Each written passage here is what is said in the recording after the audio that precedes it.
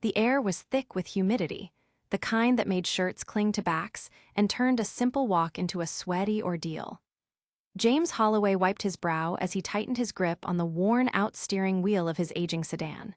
His daughter, Sophie, sat in the back seat, her little legs swinging as she hummed along to the faint sound of the radio.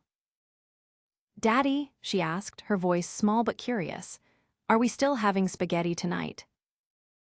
James forced a smile, glancing at her through the rearview mirror. "Of course, sweetheart," he said, though his stomach twisted at the thought. He had exactly $12 in his wallet, enough for a box of pasta and a can of sauce, but not much else. He sighed, his mind racing through the never-ending list of bills waiting at home. Rent was overdue, the electricity bill sat unopened on the kitchen table, and his phone had been shut off 2 days ago. He had picked up every extra shift he could at the auto repair shop, but the money never seemed to stretch far enough. As he turned onto the quiet road leading to the grocery store, he spotted something up ahead. A car sat at an awkward angle on the side of the road, its hazard lights blinking. An elderly woman stood beside it, looking helplessly at her flat tire. James sighed. He didn't have time for this. But as he slowed down, he saw the way she clutched her purse to her chest, her wrinkled hands trembling slightly as she looked around, as if unsure of what to do next. "Daddy, is she okay?" Sophie asked from the back seat, peering out the window. James pulled the car to a stop a few feet ahead and ran a tired hand through his short brown hair. He should keep driving. He had enough on his plate. But then he looked at Sophie's wide, innocent eyes watching him, waiting for his answer.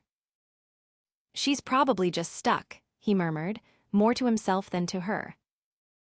Sophie tilted her head. "We should help." James exhaled slowly before nodding. "Yeah, we should." He put the car in park and stepped out, walking toward the woman. "Ma'am," he called gently. She turned toward him, relief washing over her face. "Oh, thank goodness," she said, her voice warm but frail. "I didn't know what to do. My phone is dead, and I haven't changed a tire in years." James glanced at the car. A sleek black luxury sedan, expensive, the kind of car he would never be able to afford. "You got a spare in the trunk." She nodded quickly. Yes, I don't know how to put it on anymore." She shook her head, chuckling softly. "I used to be able to do things like this, but I guess time has caught up with me." James gave her a small smile. "Don't worry, I got it." She beamed at him. "Oh, bless your heart, young man, thank you." James walked back to his car and opened the passenger door. "Sophie, sweetheart, stay put, okay? I'm just gonna help this lady real quick." His daughter nodded, watching him with curiosity as he grabbed his toolbox from the trunk. The woman introduced herself as Ellie Whitmore. She told him how she had been on her way home from the grocery store when she heard the unmistakable thump of a flat tire. James crouched beside the car, loosening the lug nuts with practiced ease. As he worked, Ellie stood nearby, watching him with quiet appreciation. "You're good at this," she observed. James chuckled dryly. "I work at an auto shop, been fixing cars since I was a teenager." "That explains it," she said with a smile. "Your daughter must be proud of you." James glanced back at Sophie, who had pressed her nose against the window, watching him intently. "I hope so," he murmured. Ellie was quiet for a moment before speaking again. "It's not easy, is it, raising a child?" James stiffened slightly but didn't look up. "No," he admitted, "it's not." She nodded as if she understood. "You're doing a good thing, not just here but in life. I can see it." James tightened the last lug nut and wiped his hands on his jeans. "There, you should be good to go now." Ellie clapped her hands together, her eyes twinkling. "Oh, you are a lifesaver. Thank you so much." James waved off her gratitude. "It's nothing, really." But Ellie wasn't done. She reached into her purse and pulled out something, pressing it into his hand before he could protest. "Please," she said, her voice firm but kind. "Just take it." James looked down at the envelope in his hand, confusion flickering through him. It felt thick. He started to open it, but she gently patted his arm. "Not here," she whispered with a knowing smile. James hesitated, then nodded. "All right." Ellie gave him one last thankful smile before getting into her car and driving off. James stood there for a long moment, staring at the envelope in his hands, his heart pounding. Sophie's voice broke the silence. "Daddy, what did the nice lady give you?" James swallowed hard and climbed back into the car. "I don't know, sweetheart." But as he drove toward the grocery store, his hands trembled slightly on the wheel. And for the first time in a long time, a small flicker of hope sparked in his chest. James parked in the grocery store lot, his hands still gripping the envelope Ellie had given him. His heart pounded as he ran his thumb along the flap.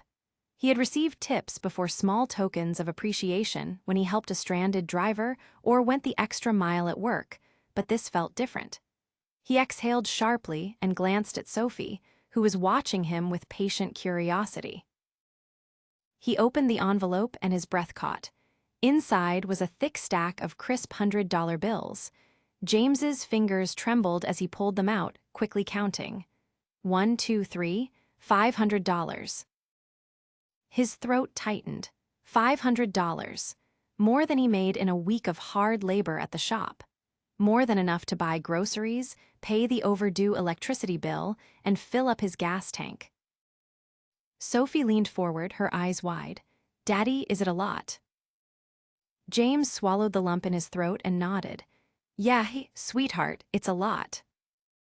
He sat in stunned silence for a moment, the weight of the money pressing against his palm. Ellie hadn't hesitated, hadn't asked for anything in return. She had simply given, as if she had known exactly what he needed. A small voice inside him urged him to return it. It wasn't right to take that much from a stranger, even if she had offered.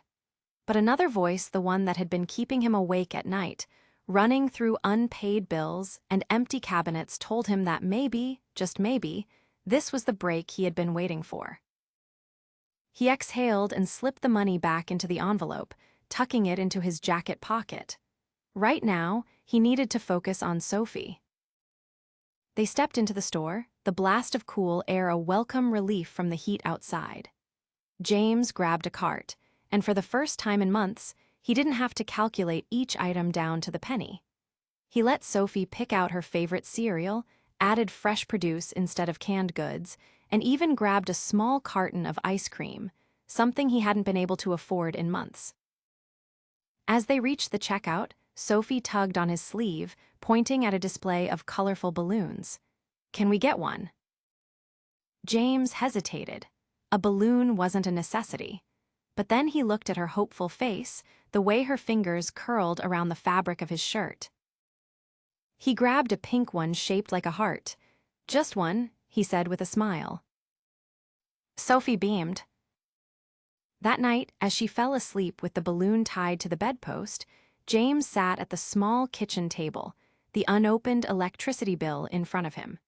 He held the envelope Ellie had given him, running his fingers over the crisp edges of the bills.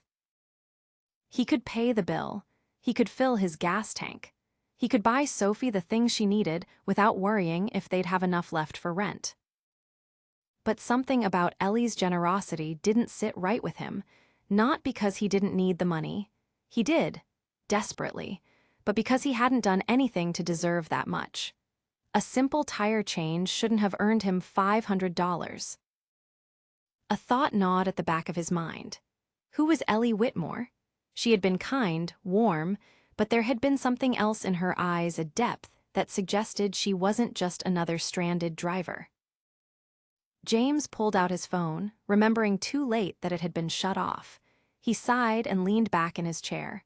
He needed answers. The next morning, he drove down the same road where he had helped Ellie, hoping that maybe he'd spot her again. But the road was empty, save for the occasional passing car. Later that afternoon, After his shift at the auto shop, he stopped by the gas station and asked the clerk if they knew anything about Ellie. The older man behind the counter scratched his chin. Ellie Whitmore lives up in that big house on Willow Lane. James's brows furrowed. Willow Lane was the wealthiest part of town, a neighborhood he had never stepped foot in. She's a real sweetheart, the clerk continued. Been in this town a long time, used to run a charity or something. Her husband was some big-time investor before he passed. James nodded slowly. A wealthy widow, that explained the luxury car, but it didn't explain why she had given him $500 for changing a tire. That evening, as he put Sophie to bed, he found himself staring at the little pink balloon bobbing gently against the ceiling. Ellie had helped him without hesitation. Maybe it was time he did something in return. The next day, he made his way to Willow Lane. The houses were massive, each one more extravagant than the last. He found Ellie's home easily a grand, sprawling estate with a perfectly manicured lawn. He hesitated at the gate, suddenly feeling out of place. His worn-out jeans and grease-stained hands didn't belong here. But then he thought of Sophie, of the relief he had felt when he opened that envelope. He rang the doorbell. A few moments later, Ellie opened the door. She looked surprised but pleased. "James, what a nice surprise." James cleared his throat, suddenly unsure of what to say. I wanted to thank you for what you did." She smiled warmly. "You already did, dear, by helping me." James shifted on his feet. It was too much. Can't take that kind of money for a simple tire change. Ellie chuckled. "Come inside." He followed her into the house, marveling at the high ceilings and elegant decor. She led him to a cozy sitting room where she gestured for him to take a seat. "I know it seemed like a lot," she said, settling into a chair across from him, "but didn't give it to you just for changing a tire." James frowned. "Then why?" She studied him for a moment before speaking. "Because I see someone who's trying his best, someone who reminds me of the man my husband used to be." James blinked. "Your husband?" Ellie nodded. "He grew up with nothing, built everything from scratch, and along the way people helped him. He never forgot that." James exhaled slowly. "I don't know what to say." "Say you'll keep it," she said gently, "and that when the time comes, you'll help someone else who needs it." James thought of Sophie, of the bills still waiting at home, of the way Ellie had spoken about her husband, about giving without expecting anything in return. He nodded. "All right, I'll keep it." Ellie smiled. "Good." As James left the estate, he felt lighter somehow. Maybe, just maybe, things were starting to change. James left Ellie's house with a strange mix of gratitude and unease swirling inside him. He had accepted her gift, but a part of him still felt unsettled. He wasn't used to being on the receiving end of generosity. His entire life had been a struggle working for every dollar, scraping by, never expecting anything to come easily. And yet, Ellie had given without hesitation, without expecting anything in return. He pulled into his driveway, cutting the engine and sitting in silence for a moment. Sophie was inside, probably playing with her toys or drawing at the kitchen table. He thought about how different her life could be if things weren't always so tight. How different it could be for both of them if he had just a little more stability. The next day at work, James kept his head down, focusing on the cars in front of him.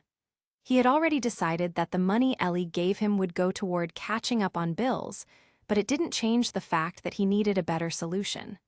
A long-term one. He couldn't keep relying on luck or the kindness of strangers. By midday, his boss, Carl, called him into the office.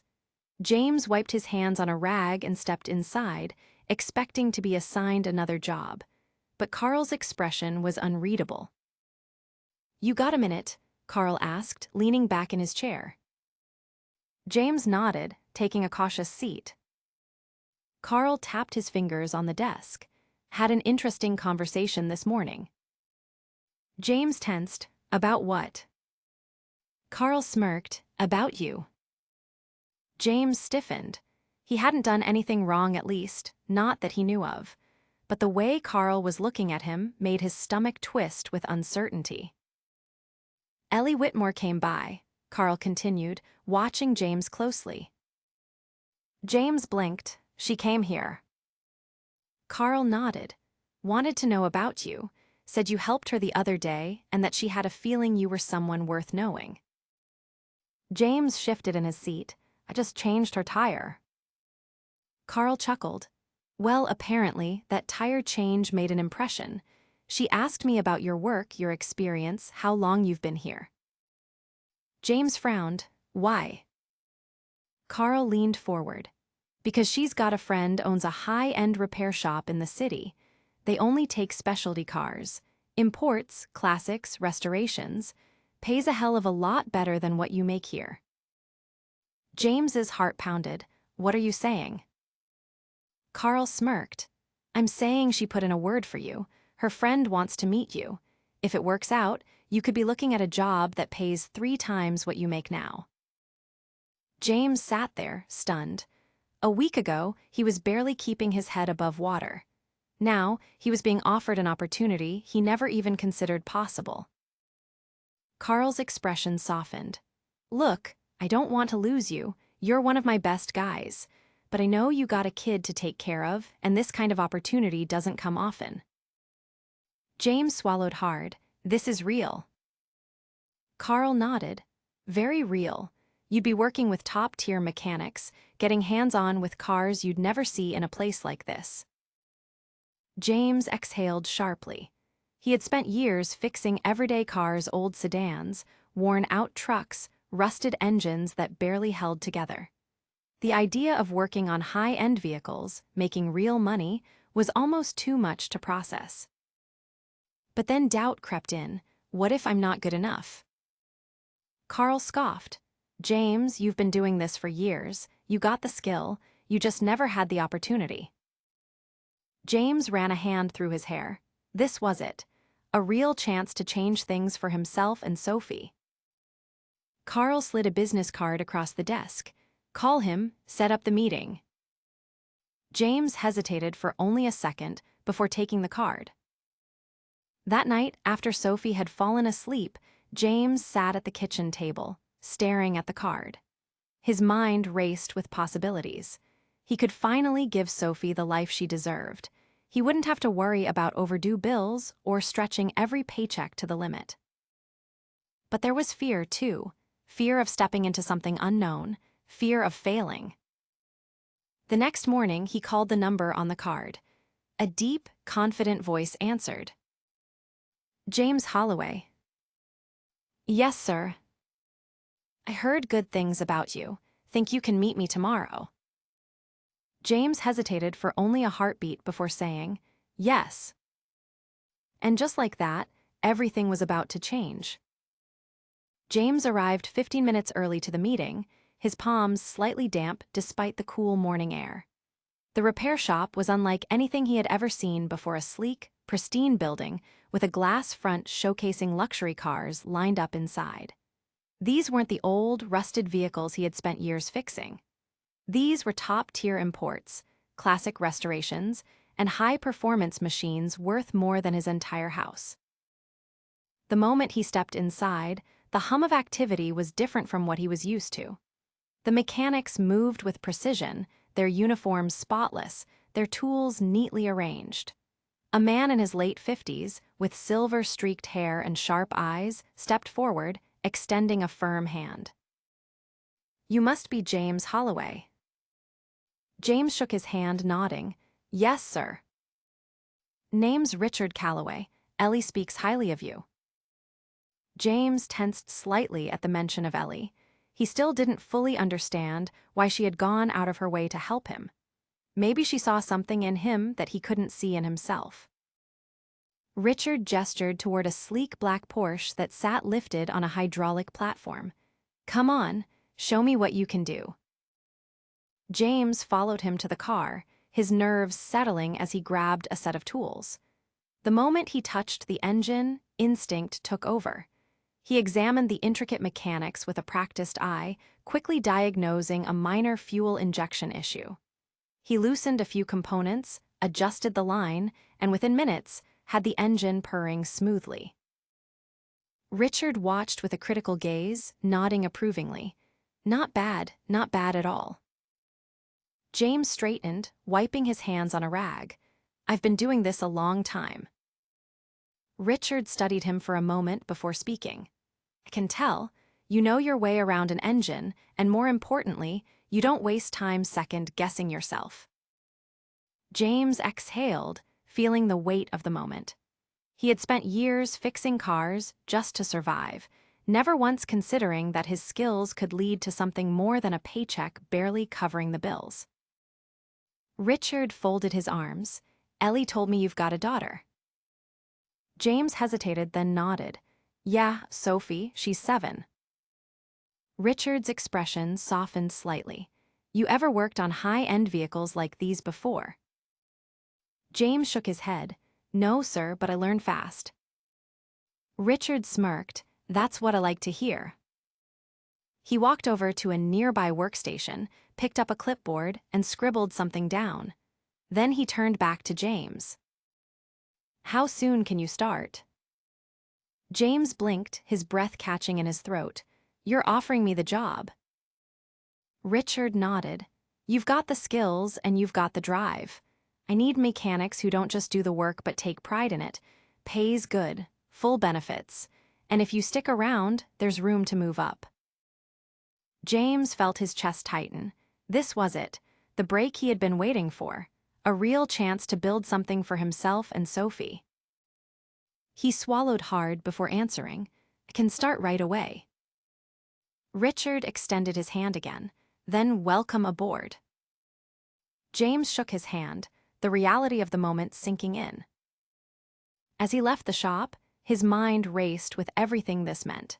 He could finally move out of the small, run-down house that barely kept the rain out. He could pay off his debts, save for Sophie's future, and give her the stability she deserved. And none of it would have happened if he hadn't stopped to help Ellie that day. That evening, as he tucked Sophie into bed, she looked up at him with sleepy eyes. Daddy, you look happy. James smiled, brushing a strand of hair from her face. I am, sweetheart. She yawned. Is it because of the nice lady?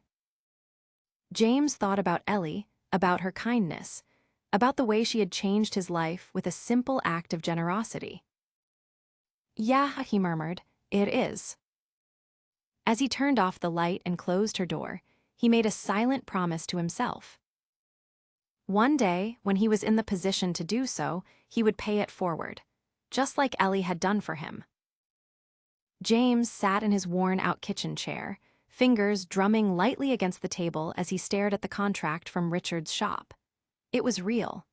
A steady job with a salary large enough to not only cover his expenses, but build a life for Sophie. It felt surreal, like he was standing at the edge of something far bigger than he had ever dared to dream. The phone rang, and he hesitated before picking it up, still getting used to having service again after paying the bill. On the other end was Ellie's warm voice. She asked him how the meeting with Richard had gone. When he told her about the job offer, she simply said, I knew he'd see what I saw in you. James leaned back, exhaling slowly. He still didn't understand why she had gone out of her way for him. Mrs. Whitmore, I don't know how to thank you for all this. She chuckled softly. You already did, James, that day on the road. Before he could respond, she continued, her voice carrying a thoughtful weight. I'd like you to come by my house tomorrow. There's something I'd like to give you. James hesitated. He had already accepted more than he ever thought he deserved, but there was something about her tone that made him agree. The next afternoon, he drove to Ellie's house, feeling oddly nervous as he stepped up to her grand front door. She greeted him warmly, inviting him inside. As he followed her into the sitting room, she gestured for him to take a seat. but instead of settling into her chair, she walked over to a small wooden chest resting on a side table. Opening it, she carefully pulled out a thick envelope and turned to face him. "I want you to have this," she said, handing it to him. James frowned, looking down at it. He could already tell it wasn't just a few bills like last time. He hesitated before opening it, and when he did, his breath caught. Inside were stacks of crisp $100 bills. He flipped through them, his hands shaking slightly, his mind struggling to process what he was seeing. This is too much," he finally said, his voice barely above a whisper. Ellie smiled gently. "It's exactly the right amount. It is $15,000. James swallowed hard, his throat tightening. "Why?" She sat down across from him, her expression thoughtful. "Because kindness should never go unrewarded. That day, you stopped when you didn't have to. You helped me without expecting anything in return, and that tells me the kind of man you are." James shook his head in disbelief. "But this is life-changing money, Ellie." She nodded, then hesitated before continuing. "Many years ago, I was in your position." James frowned, caught off guard. "You?" Ellie smiled faintly. "Yes, when my husband and I were just starting out, we had nothing. There was a time when we couldn't afford groceries, when we weren't sure how we'd keep the lights on. Then, one day, a stranger helped us just because they could. They gave us a gift that changed everything, and we swore that when we had the chance, we'd do the same for someone else." She gestured toward the envelope in his trembling hands.